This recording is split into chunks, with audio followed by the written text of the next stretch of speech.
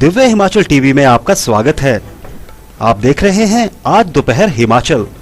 आइए शुरुआत करते हैं दोपहर तक की कुछ चुनिंदा खबरों से। मोटरसाइकिल सवार को बचाते हुए अनियंत्रित हुई कार पिकअप से टकराई। मणिमहेश यात्रा शुरू होने के साथ ही निभाई सदियों पुरानी रस्में। बिलासपुर में बनेंगे 10 तालाब, मार्च 2022 तक काम पूरा करने का लक्ष्य। कसौली में कोरोना से बेखौफ पर्यटक, हल्के में ले रहे नियम। गुग्गा नवमी के उपलक्ष्य पर धार्मिक कार्यक्रम, कोविड प्रोटोकॉल से अदा हुई झंडे की रस्म। अब समाचार विस्तार से। पठानकोट मंडी राष्ट्रीय राजमार्ग पर मंगलवार सुबह भाली के समीप कार और पिकअप के बीच जबरदस्त टक्कर हो गई, लेकिन गनीमत रही कि कोई जानी नुकसान नहीं हुआ। जानकारी के मुताबिक कार शाहपुर से पठानकोट की ओर जा रही थी और पिकअप पठानकोट से शाहपुर की ओर जा रही थी कि इसी बीच भाली में मोड़ पर एक मोटरसाइकिल सवार को बचाते हुए कार अनियंत्रित होकर पिकअप से जा टकराई। पहले दोनों पक्षों में गहमा गहमी हुई, लेकिन बाद में दोनों में समझौता हो गया। मणिमहेश यात्रा के आरंभ होने के साथ ही भरमौर जातर मेले की सदियों से चली आ रही रस्मों को मंगलवार को निभाया गया। इस दौरान घराटी परिवार के राजेश ने ऐतिहासिक देवदार के पेड़ की चोटी पर झंडा चढ़ाया। उसके बाद 84 परिसर में विराजमान सभी देवी देवताओं को नए वस्त्र चढ़ाए गए। इसके साथ ही स्थानीय जातर मेले भी शुरू हो गए। जातर मेले की रस्मों को निभाने के लिए विधायक जियालाल कपूर बतौर मुख्य अतिथि 84 परिसर पहुंचे। लिहाजा जातर के प्रत्येक दिन 84 में से जुड़ी रस्मों को निभाया जाएगा। अब हिमाचल के जंगलों में पानी सारा साल उपलब्ध रहेगा। जंगलों में पानी के संचय के मद्देनजर वन विभाग की ओर से लॉन्च की गई जल भंडारण योजना के तहत प्रदेश भर में पौंड तैयार किए जाएंगे, जिसके तहत बिलासपुर जिला में 8 से 10 लाख लीटर क्षमता के 10 पौंड बनेंगे। इस बाबत 2 करोड़ रुपए मंजूर हुए हैं। साइट्स का चयन कर लिया गया है और अगले महीने टेंडर कॉल किए जाएंगे। मार्च 2022 तक इस योजना के तहत चेक डैम या पौंड निर्माण कार्य पूरा करने का लक्ष्य निर्धारित किया गया है। बिलासपुर के वन मंडल अधिकारी अवनी राय भूषण ने बताया कि प्रदेश के वन मंत्री ने इसी साल जल भंडारण योजना को लॉन्च किया है, जिसके तहत प्रदेश भर में 100 करोड़ रुपए का बजट खर्च किया जाएगा। जैसा कि कुछ महीने पहले ऑनरेबल फॉरेस्ट मिनिस्टर ने अनाउंस किया था कि जल भंडारण स्कीम पूरे हिमाचल प्रदेश में फॉरेस्ट डिपार्टमेंट के थ्रू इम्प्लीमेंट होगी। बिलासपुर ज़िले में हम उसी स्कीम को इम्प्लीमेंट कर रहे हैं। टोटल हमने बिलासपुर ज़िले में 10 साइटों का चयन किया है, जिसमें हम 8 विभागीय तौर पर कर रहे हैं, इंक्लूडिंग एक जो जायका का साइट है, और 2 हो रहे हैं आईडीपी के थ्रू। इसमें हम टारगेट ये कर रहे हैं कि कम से कम 8 से 10 लाख लीटर कैपेसिटी का वाटर स्टोरेज रहे, और हमने साइटों का सिलेक्शन ऐसे किया है ताकि लोग उसका मैक्सिमम यूज़ कर पाएँ। और इसके साथ ही ये जो वाटर स्टोरेज की कैपेसिटी है जो डेवलप होगी, उससे हम जंगल के आग को कंट्रोल करने में भी सहायता मिलेगी हमें, और साथ ही जो जंगली जानवर होते हैं उनके लिए भी पानी का प्रावधान हो जाएगा। और इसका अगर हम एम्स की बात करें तो इस प्रोजेक्ट में हम ये चाह रहे हैं कि बिलासपुर का चूँकि काफ़ी एरिया सूखा होता है, जहाँ पे बरसात थोड़ी कम होती है, उन साइटों को फोकस में रखा गया है।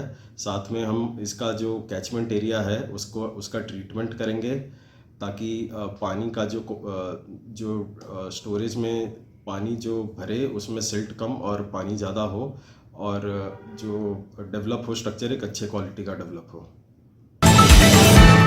जहां एक और हिमाचल प्रदेश में कोरोना महामारी की तीसरी लहर दस्तक देती दिखाई दे रही है, वहीं दूसरी ओर लोग इसको लेकर बिल्कुल सतर्क नहीं है। लोगों द्वारा कोविड-19 को लेकर जारी सरकारी फरमान की सरेआम धज्जियां उड़ाई जा रही हैं। हिमाचल सरकार द्वारा बढ़ते हुए कोरोना के मामलों को लेकर जो नए दिशा निर्देश जारी किए गए हैं, उनको लेकर प्रदेश के अलग अलग पर्यटन स्थलों में देखा जा रहा है कि लोग इन नियमों को हल्के में लेकर सोशल डिस्टेंस और मास्क के प्रयोग से आनाकानी कर रहे हैं। जिला प्रशासन और स्वास्थ्य विभाग की टीमों द्वारा जनता को विभिन्न माध्यमों से कोरोना गाइडलाइन के बारे में जागरूक किया जा रहा है, लेकिन लोग हैं कि मानने को तैयार नहीं है। ऐसे में आने वाले समय में जिला में कोरोना के मामलों में बढ़ोतरी हो सकती है। प्रदेश में कोरोना की तीसरी लहर कह सकते हैं उनके प्रारंभ हो गई है। Number of cases Himachal Pradesh के अंदर बढ़ते जा रहे हैं। हम सबको बहुत सावधानी अपनाने की आवश्यकता है। जगह जगह स्थान स्थान पर जो है कई बार मैं देखता हूँ मास्क का प्रयोग जो है वो लोग नहीं कर रहे हैं। सोशल डिस्टेंसिंग का नॉर्म जो है वो फॉलो कई बार नहीं हो पाता है। हैंड हाइजीन का भी ध्यान नहीं रखते हैं कई बार। तो इन्हीं कारणों से फैलने के कारण जो है वो यही है। सावधानी हटी, दुर्घटना घटी। तो इन 3 नियमों का पालन जो है वो कड़ाई से करे हर व्यक्ति।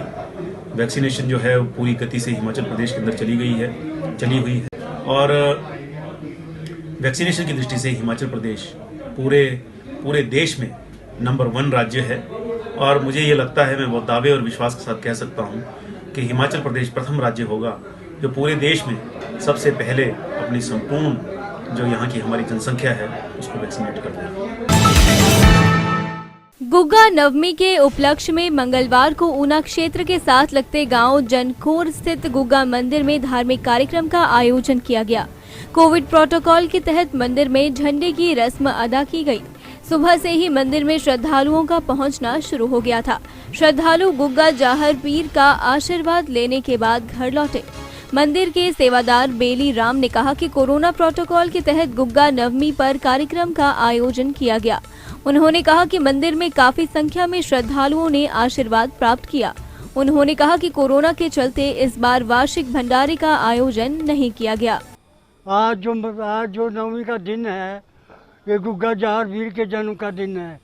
आज गुग्गा जाहर वीर का इस नवमी को गुग्गा जाहर वीर का जन्म हुआ था। इस करके गुग्गा जाहर वीर का जन्म मनाने वास्ते ये नवमी बनाई जाती है। इस दिन भंडारा लंगर भंडारा होता है, निशान साहब उतारा जाता है और निशान साहब को नया चोला पहना करके तैयार करके चढ़ाया जाता है। और भंडारे का पर्व होता है, इस दिन भंडारा भी होता है, लेकिन पाबंदी लगने की वजह ना आज भंडारा नहीं कर सके हैं। इसलिए ये नवमी का दिन बड़े उल्लास से खुशी के साथ मनाया जाता है। गुग्गा जाहर वीर की जय जय करे। गुग्गा जाहर वीर एक जगती जोत है। इसने घर बार सब कुछ छोड़ करके, राजपाट छोड़ करके जंगलों में तपस्या की थी। गोगा मैडी में तपस्या की थी। गोरख टिल्ले में गुरु गोरखनाथ के पास जा करके तपस्या की थी। इस करके इसका नाम गुग्गा जाहर वीर पड़ा और गोगा मैडी में इसका मंदिर है, वहाँ इसको भी बनाया जाता है। इस करके इसका नाम गुग्गा जाहर वीर पड़ा।